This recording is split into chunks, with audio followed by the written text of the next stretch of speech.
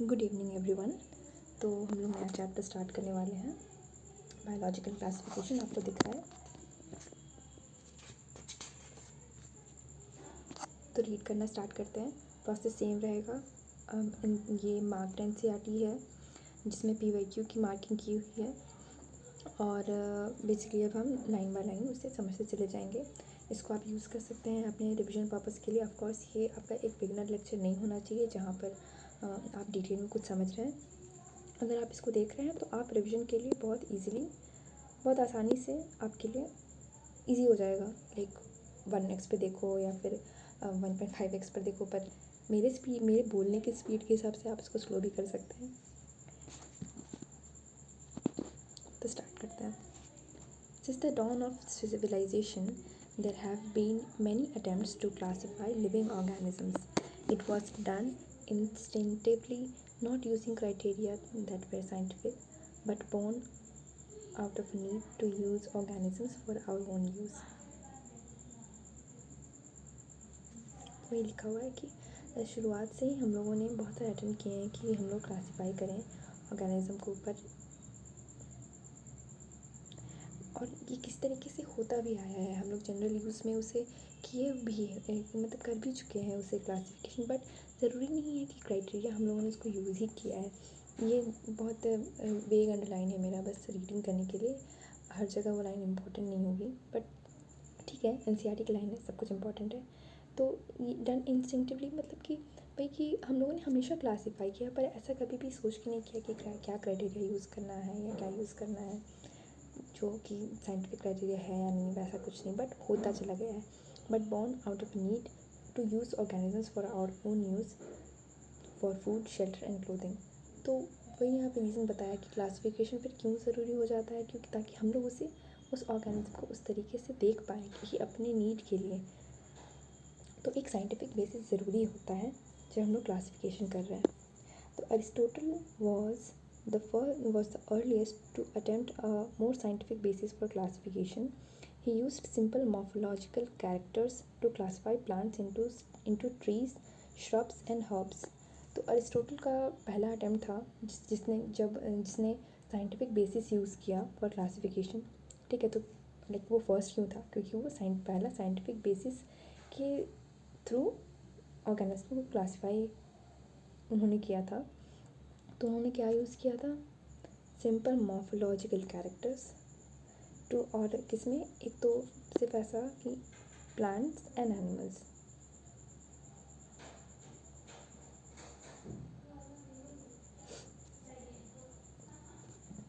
plants into trees, shrubs and herbs. He also divided animals into two groups, those which had red blood cells and red bloods and those that did not. ठीक है, तो काफ़ी simple classification दिख रहा होगा, but फिर भी ये उस वक्त के लिए द मोस्ट साइंटिफिक क्लासिफिकेशन है, क्योंकि यहाँ से सब कुछ शुरू हुई। हम लोग ये नहीं कह सकते कि ये क्या क्लासिफिकेशन है, ऐसा नहीं है। ये एक साइंटिफिक बेसिस ही है, क्योंकि मॉर्फोलॉजिकल कैरेक्टर्स आप देख रहे हैं उसकी। तो यहाँ से क्लासिफिकेशन का प्रोसेस स्टार्ट हुआ। In Linnaeus' time, a two-kingdom system of classification with Plantae and Animalia kingdoms was developed that included plants and animals respectively. This did not distinguish between the eukaryotes and prokaryotes, unicellular and multicellular, and photosynthetic green algae and non-photosynthetic fungi organisms.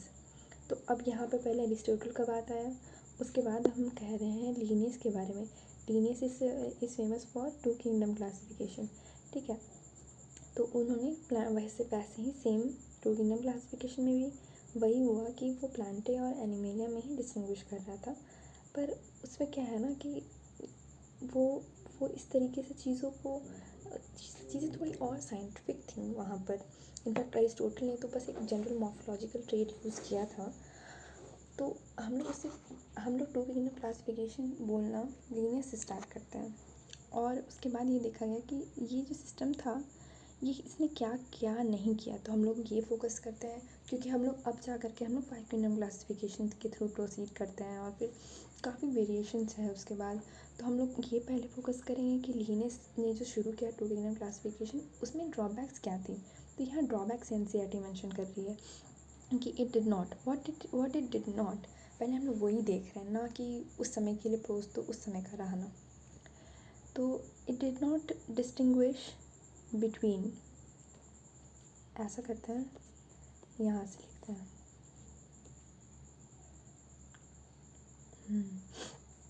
did not distinguish between eukaryotes and prokaryotes, unicellular and multicellular, photosynthetic and non photosynthetic. तो इतना तो समझ आ ही रहा होगा। Photosynthetic हम लोग generally एल्किया उसके ion plants के बारे में बात करेंगे, और नॉन फोटोसिंथेटिक हम लोग फंजाई के बारे में बात करेंगे, क्योंकि दोनों सिमिलर ट्रेट्स हो गए ना। हम लोग वहाँ पे ऐसा नहीं ना कि ट्रीज़ और फंजाई से रिलेट करें, हम लोग ऑफकोर्स छोटे ऑर्गेनिजम्स।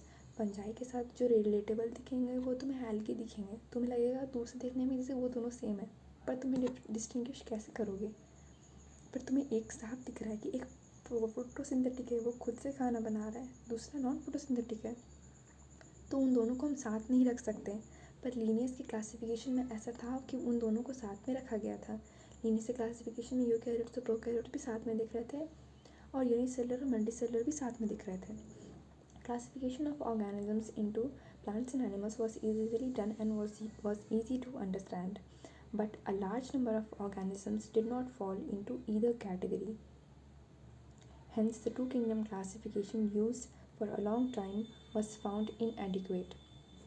ठीक है, तो यहाँ वही देखा गया कि अगर लिनियस ने classification, scientific basis of classification use किया और उसे डिवाइड किया प्लांट और एनिमेलिया में, पर हम लोग को देखने को मिल रहा था कि बहुत सारे ऑर्गेनिजम्स उनके प्लांट और एनिमल के डेफिनेशन में ही लाई नहीं कर रहे थे, तो उनको फिर वहाँ पे फिर बहुत वेग हो गया सब कुछ। Hence, the two kingdom classification used for a long time was inadequate. Besides cross morphology, a need was also felt to including other characteristics like cell structure, nature of wall, mode of nutrition, habitat, methods of reproduction, and evolutionary relationships, etc. तो अब यहाँ पे क्या क्या need हम लोगों ने महसूस किया उस वक्त के लिए, कि हम लोग किस किस बेसिस पर, जब ये तीनों ड्रॉबैक्स देखने को मिला कि यूकैरियोट, प्रोकैरियोट, तो हम लोगों ने कहा कि ओके, हमें सेल स्ट्रक्चर को भी ध्यान देना है। हम लोगों ने देखा कि यूनिसेलुलर, मल्टीसेलुलर, वही cell structure, nature of wall, वो सबसे यही समझ में आया कि न्यूट्रिशन, हैबिटेट, रिप्रोडक्शन और एवोल्यूशनरी रिलेशनशिप्स, ये 5, 3, 4, ये 6 चीज़ों को कंसिडर अप करना होगा जब फर्दर क्लासिफिकेशंस हो रहे हैं।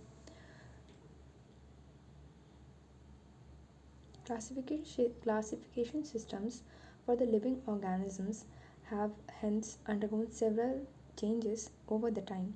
Though plant and animal kingdoms have been a constant under all the different systems, the understanding of what groups or organisms be included under these kingdoms have been changing. तो वही कह रहा है कि ये एक चीज़ ये देख लेना ना कि जितनी भी सिस्टम ऑफ क्लासिफिकेशंस हैं, तुम लोग जान रहे होगे कि 2, 3, 4 एंड 5 हम लोग देखते हैं, 6 भी देखते हैं, कहीं कहीं टीचर्स लोग 6 बोल करके भी पढ़ाते हैं। तो प्लांट एंड एनिमल किंगडम तुम्हें सारे में दिखेगा अंडर ऑल डिफरेंट सिस्टम्स, बस चेंजेस होते गए हैं। Understanding of what groups of organisms have been included in these kingdoms have been changing. ठीक है, the number and the nature of other kingdoms have also been understood differently by different scientists over the time.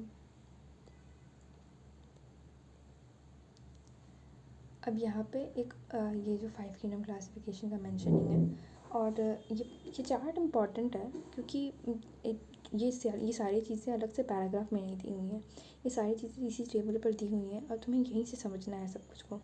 तो characteristic है, 5 kingdom के अंदर आता है, हम लोग जनरल उसी को पढ़ते हैं, और उसमें भी ध्यान दो कि ऑफकोर्स यहाँ पे जैसे कि ये चीज़ पूछा है, तो हम यहाँ पे बहुत टीचर्स लोग इसलिए उसको पढ़ाते हैं तो काफ़ी डिस्क्रिप्शन में लिखवाते हैं, सारे एक जगह लिखवाते हैं, पर एनसीईआरटी को भी ओवरव्यू देते रहना चाहिए। तो अब यहाँ पर देखो कि अगर हम जनरल एक ही करके पढ़ते हैं, हम लोग ऐसा करते हैं ना कि हम लोग कैरेक्टर्स देखें, अगर हम लोग आज मतलब मोनिरा स्टार्ट करेंगे तो हम लोग मोनिरा को देख लेते हैं सारा साथ में। फिर जब मोनिरा कंप्लीट हो जाएगा देन हम लोग प्रोटिस्टा देखेंगे, और फिर ऐसा ऐसा करके एक एक करके हम लोग पीछे वापस आ करके देखते जाएंगे। ठीक है, अभी मोनिरा देख लेते हैं, और फिर जब लास्ट में पूरा हो जाएगा तो हम लोग ये कंपैरिजन देख लेंगे, तो उससे रिटेंशन ज़्यादा हो जाएगा। तो कैरेक्टरिस्टिक ऑफ मोनिरा, उसके cell type, cell wall, nuclear membrane, और उसके बॉडी ऑर्गेनाइजेशन कैसा है, यानी कितने सारे सेल से वो बने हैं, और मोड ऑफ न्यूट्रिशन कैसा है, उसके बेसिस पर एक क्लासिफिकेशन है। सेल टाइप मोनिरा का प्रोकैरियोटिक मिलेगा। इनफैक्ट तुम देखो कि सिर्फ मोनिरा ही है जो प्रोकैरियोटिक ऑर्गेनिज्म कैरी करता है।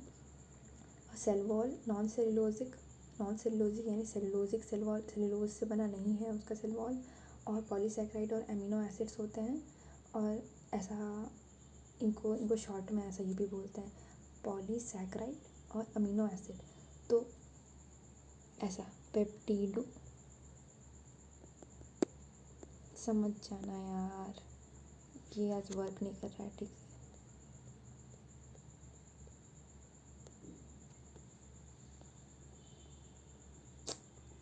पेप्टिडोग्लाइकन, अब ये पेप्टिडोग्लाइकन से यहाँ तुम्हें समझ में आ ही रहा होगा कि पेप्टिडो अमीनो एसिड्स के रेस्पॉन्सिबल है, और ग्लाइकन ग्लाइकोसैकेराइड मतलब ग्लूकोसैकेराइड्स, हाँ पॉलीसैकेराइड्स, उस हिसाब से कह रहे हैं कि पेप्टिडोग्लाइकन।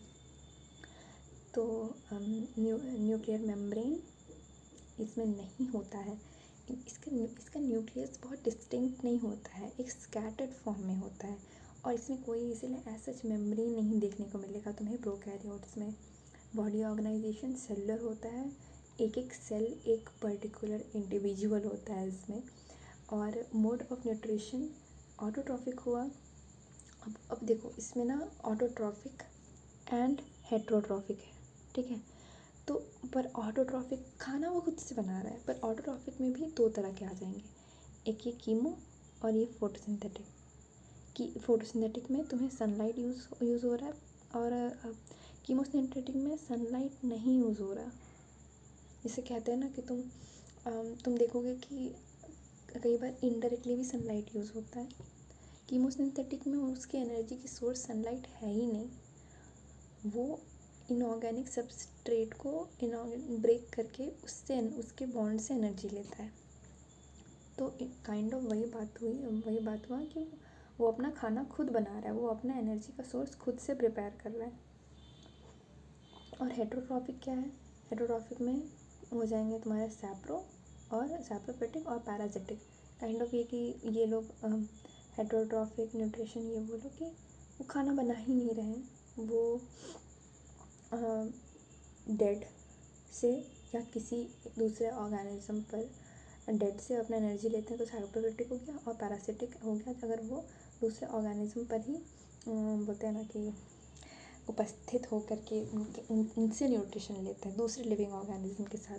तो सैप्रोफिटिक डेड से लेना और पैरासिटिक दूसरे लिविंग से लेना एनर्जी, उनका खाना, उनका बनाया हुआ खाना। तो ये हुआ मोनिरन्स। अब अच्छा अभी तो इंट्रोडक्शन ही चल रहा है। आर.एच. व्हिटेकर प्रपोज्ड अ 5 किंगडम क्लासिफिकेशन, याद रखो 1969। The kingdoms defined by him were named Monera, Protista, Fungi, Plantae and Animalia. Main criteria for classification used by him include cell structure, body organization, mode of nutrition, reproduction and phylogenetic relationships. Okay, ये देखो यहाँ पर ऐसा है ना कि तुम्हारा structure, organisation, nutrition, reproduction and phylogenetic, ये क्राइटेरिया वो है, ये 5 क्राइटेरिया जो व्हिटेकर ने अपने क्लासिफिकेशन में इंक्लूड किया।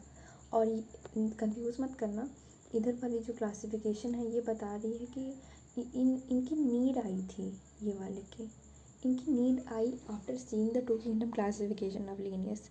तो उसमें ही स्ट्रक्चर, वॉल, न्यूट्रिशन तुम्हें कॉमन नहीं दिखेगा, एवोल्यूशनरी है ना, फाइलोजेनेटिक, हाँ तुम्हें कॉमन दिखेगा एवोल्यूशनरी, ये रिप्रोडक्शन, सेल स्ट्रक्चर, न्यूट्रिशन, और हैबिटेट नहीं है, ठीक है, यहाँ पे हैबिटेट नहीं है, और नेचर ऑफ वॉल।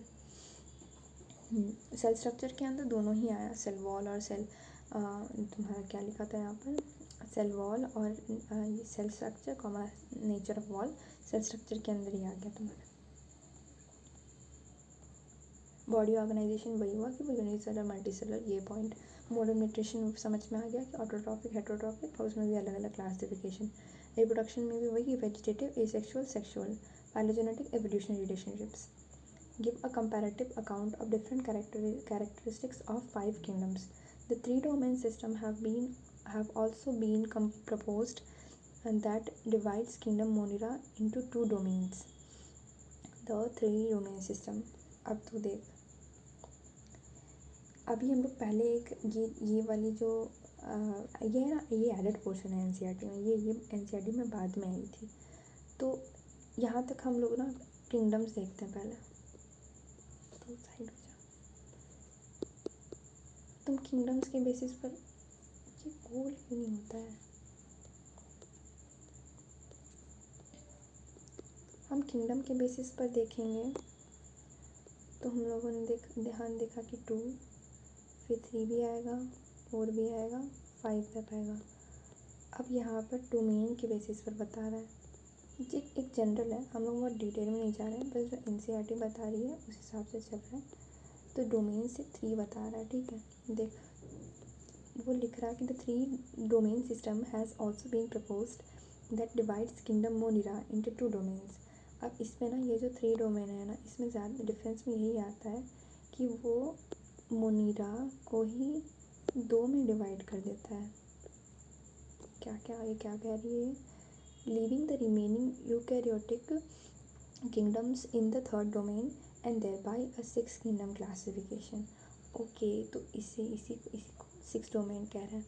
तो अब मोनिरा और फिर बाकी सब यानी मिल करके इसी को यूकैरियोट्स कह रहे हैं।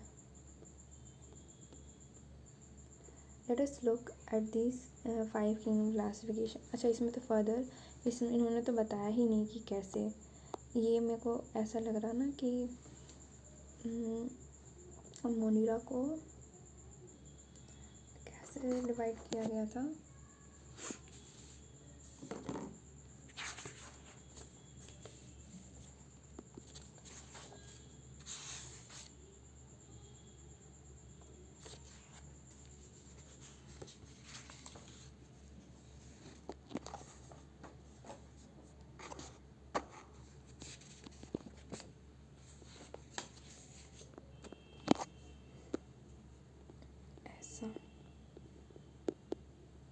बैक्टीरिया, या इनफैक्ट पहले इसको पहले लेना,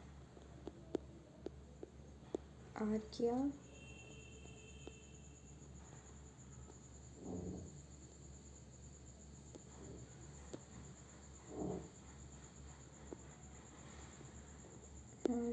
बैक्टीरिया और यूकैरिया, ठीक है।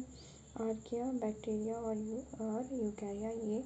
और फिर फर्दर तुम यही देख लो कि इस यूकैरिया में तुम ये सारा आ जाएगा तुम्हारा प्रोटिस्टा, कौन था और ऊपर में बोलो, प्रोटिस्टा, फंजाई, प्लांटे, एनिमेलिया। तो यहाँ 1 2 3 4 5 6 किंगडम क्लासिफिकेशन। 3 डोमेन सिस्टम को ही हम लोग 6 किंगडम क्लासिफिकेशन कह रहे हैं।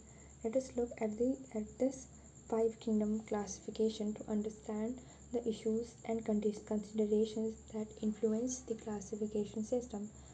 अब हम लोग 5 kingdom classification को further continue कर रहे हैं। Earlier the classification systems included bacteria, blue-green algae, fungi, mosses, ponds, gymnosperms and the angiosperms under plants. तो बता रहा है कि अर्लियर क्लासिफिकेशन सिस्टम्स में प्लांट्स के अंदर कौन कौन आता था। यहाँ पे इसीलिए ध्यान देना, यहाँ से ना कुछ चीज़ें बहुत इंपॉर्टेंट है, क्योंकि एनसीईआरटी ने क्लासिफिकेशन को जो पार्ट एक्सप्लेन किया है वो चाहती है कि आप उसको समझो क्लियरली कि पहले कौन था और अब कौन है। तो पहले प्लांट किंगडम के अंदर हम लोग bacteria, cyanobacteria, blue green algae, fungi और मॉसेस, फॉन्स, जिम्नो। देखो कि किस को ऐसा नहीं लग रहा जिनको हरा देख रहे हैं या जिनको भी देख रहे हैं उस कैटेगरी में सबको प्लांट के अंदर डाल दिया। The character that unified this whole kingdom was that all organisms included had a cell wall in their cells. Okay, तो क्या क्राइटेरिया यूज़ किया गया था? All that organisms that had been included have the cell walls. This placed together groups which widely differed in other characteristics. अच्छा ठीक है, पहले हम लोग सेल वॉल देखा गया तो इसलिए सबको एक साथ डाल दिया गया, और फिर जिन लोग के सेल वॉल नहीं देखने को मिल रहे थे तो उन्हें एकदम बिल्कुल अलग ग्रुप में डाल दिया गया। It brought together the prokaryotic bacteria and the blue green algae cyanobacteria with other groups which were eukaryotic. तो प्रोकैरियोटिक बैक्टीरिया और साइनोबैक्टीरिया यूकैरियोटिक ऑर्गेनिजम्स के साथ प्रेजेंट थे, क्योंकि सिर्फ सेल वॉल के कैरेक्टरिस्टिक्स में हो रहा ना, आप उसकी मेम्ब्रेन को नहीं देख रहे हो अभी। अगर आप एक प्रोकैरियोट के न्यूक्लियर मेम्ब्रेन कि न्यूक्लियर मेम्ब्रेन को देखोगे तब आप बोलोगे कि अच्छा ये तो पूरी डिफरेंट है। बैक्टीरिया और साइनोबैक्टीरिया में आपको न्यूक्लियर मेम्ब्रेन देखने को ही नहीं मिलेगा, तो स्कैटर्ड रहेंगे with other groups which were eukarya. It also grouped together the unicellular organisms and the multicellular ones. Say for example, अभी ये बात वही चल रहा है कि अगर हम लोग जब प्लांट के अंदर ही सब कुछ को इंक्लूड कर दिए हों, 5 किंगडम के पहले क्या हुआ था? तो group together unicellular organisms and the multicellular, यानी जैसे कि स्पायरोगायरा और Chlamydomonas were placed together under algae. The classification, और यहाँ पे देखो कि अगर क्लमाइडोमोनास यूनिसेलुलर होता है, स्पायरोगायरा मल्टीसेलुलर होता है, तो एल्गे के साथ इन दोनों को रख दिया गया था। स्पायरोगायरा यूनिसेलुलर होता है जो वेपर, इसके कहने का मतलब ये है कि एल्गे मल्टीसेलुलर है। मेरे को इसके बारे में नहीं पता, तुम पढ़ लेना कहीं जाके।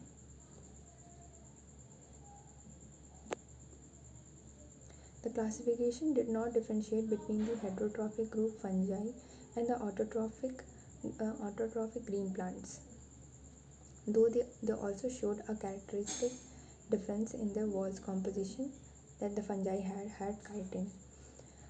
तो पहला हम लोग बात कर रहे थे, फर्स्ट हम लोगों ने बात किया पहला क्लासिफिकेशन पहला जो फॉल्ट देखने को मिला 5 किंगडम के पहले वो सेल वॉल के हिसाब से था। दूसरा फॉल्ट एक्सप्लेन किया जा रहा है सेल्युलैरिटी। तीसरा एक्सप्लेन किया जा रहा है न्यूट्रिशन वाला मोड।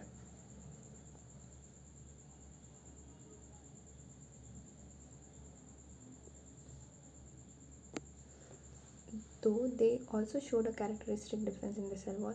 अब वही वो कह रहा है ना कि हेटरोट्रॉफिक और ऑटोट्रॉफिक को हम लोगों ने डिफ्रेंशिएट ही नहीं किया था पहले। जैसे हम लोगों ने फंजाई को प्लांट के साथ रखा था तो वहाँ पे वो डिफ्रेंशिएट नहीं हुआ, पर वहाँ पे उनका कहना है कि एक और चीज़ डिफ्रेंशिएट नहीं हुआ कि उनके सेल वॉल का कॉम्पोजिशन भी एंटायरली डिफरेंट था, कि फंजाई के पास काइटिन था। ध्यान रखो, एनसीईआरटी ये सब मेंशन करती है तो याद रखना है। In the cell walls chitin, in the cell fungi के पास काइटिन भी था, तो वो अपने न्यूट्रिशन मोड में भी डिफ़र कर रहा है प्लांट से फंजाई, और वो अपने वॉल कॉम्पोजिशन पे भी डिफ़र कर रहा है। while green plants had a cellulosic cell wall. When such characteristics were considered, fungi were placed in separate classification. अब यहाँ से ये पॉइंट ख़त्म होता है कि बिफोर, ये पार्ट है कि बिफोर 5 किंगडम। अब यहाँ से ये बता रहा है कि what happened after we considered the 5 kingdom.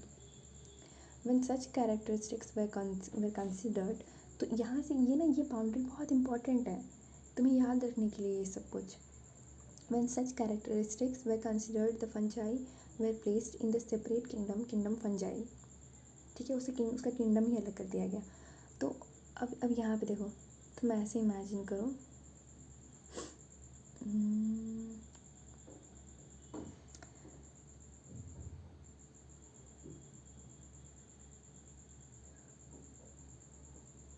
Five kingdom जब आया तो फंजाई आया और उसमें सारा फंजाई उसके अंदर आ गया, जिसके भी सेल वॉल काइटिन के बने हुए थे। All the prokaryotic organisms were group together under kingdom Monera and Monera and the unicellular eukaryotic organisms were placed in the kingdom Protista। अब मोनिरा भी आ गया, प्रोटिस्टा भी आ गया। क्या क्या हुआ, प्रोकैरियोटिक जितने हैं सारे मोनिरा में, यूनिसेलुलर यूकैरियोटिक जितने हैं सारे प्रोटिस्टा में। और kingdom protista had brought together Chlamydomonas and Chlorella that were earlier placed in algae within plants. Like before five kingdom classification, Chlamydomonas and Chlorella were placed with plants। यहाँ का PYQ अभी I want to discuss. ये वाला जो PYQ है,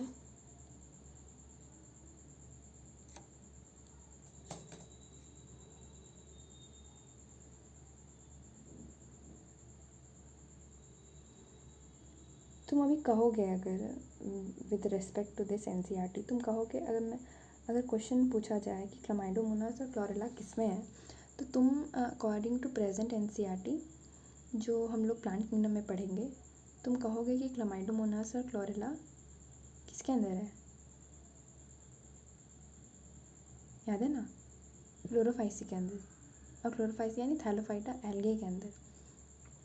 तो तुम्हें ये याद रखना है कि हम लोग एग्जैक्टली जो पढ़ रहे हैं वो जैसा भी हो, बट ये याद रखो कि क्लामाइडोमोनास और क्लोरेला अब प्रोटिस्टा में अकॉर्डिंग टू फाइव किंगडम वो प्रोटिस्टा में डाले जा चुके हैं। और प्रीवियस क्लासिफिकेशन सिस्टम के हिसाब से वो लोग प्लांट में थे, इनफैक्ट एल्गे में थे, प्लांट किंगडम में एल्गे के अंदर। तो यहाँ से ये क्वेश्चन बनता है, I am reading the PYQ। In the five kingdom classification Chlamydomonas and Chlorella have been included in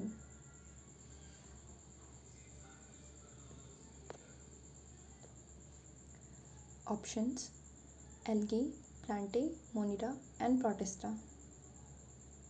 तो तुम यहाँ पर क्या आंसर दोगे? Five kingdom classification Chlamydomonas and Chlorella have been included in plantae, algae, monera, protista।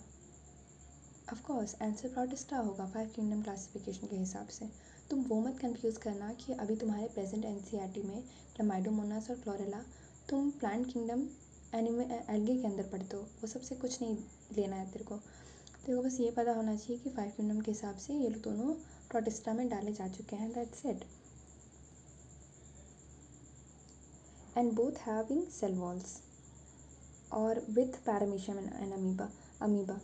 तो ये kingdom protista के अंदर हम लोग क्लामाइडोमोनास और क्लोरेला को हम लोग फाइव किंगडम, यहाँ पे फिर फर्दर ये लाइन पूरा कंटिन्यू करता है। Kingdom Protista has brought together Chlamydomonas Chlorella earlier placed in algae within plants and both having cell walls with paramecium and amoeba which were earlier placed in animal kingdom which lack cell wall.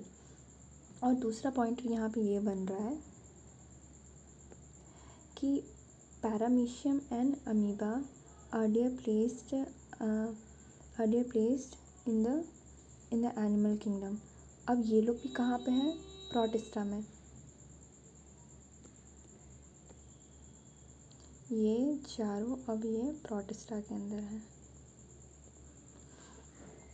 According to five kingdom classification. और paramecium और amoeba पहले animal kingdom में थे, chlamydomonas and chlorella पहले plant kingdom में थे, अब ये लोग चारों प्रोटिस्टा के अंदर आते हैं। It has put together organisms which were earlier in earlier classifications। It has put together organisms which in earlier classifications were placed in different kingdoms। तो प्रोटिस्टा आने पर अलग अलग किंगडम के हम लोगों ने प्रोटिस्टा में डाल दिया। This happen because the criteria of classification changed. This kind of changes will take place in future too, depending on the improvement in our understanding of characteristics and evolutionary relationships. Over time, an attempt has been made to evolve a classification system which reflects not only the morphological, physiological, and reproductive similarities but is also phylogenetic, that it's based on the evolutionary systems. तो यहाँ पे वही कह रहा है कि with time हम लोग को ये भी देखने को मिलेगा कि क्लासिफिकेशन सिस्टम्स हमेशा इवॉल्व करते रहेंगे, सिर्फ ऑफकोर्स हमारे नीड्स पर फिर जितना अभी क्लासिफिकेशन हो रहा है कि मोफोलॉजिकल, फिजियोलॉजिकल और रिप्रोडक्टिव सिमिलैरिटीज़ हम लोग देखते हैं, सिमिलैरिटीज़ एंड डिससिमिलैरिटीज़, अब हम लोग फाइलोजेनेटिक को भी फर्दर इंक्लूड करते हैं क्लासिफिकेशन पे। In this chapter, we will study characteristics of kingdom Monera, Protista and fungi of Whittaker system of classification. कौन सी ईयर में? 1969. R.H. Whittaker, 5 kingdom classification.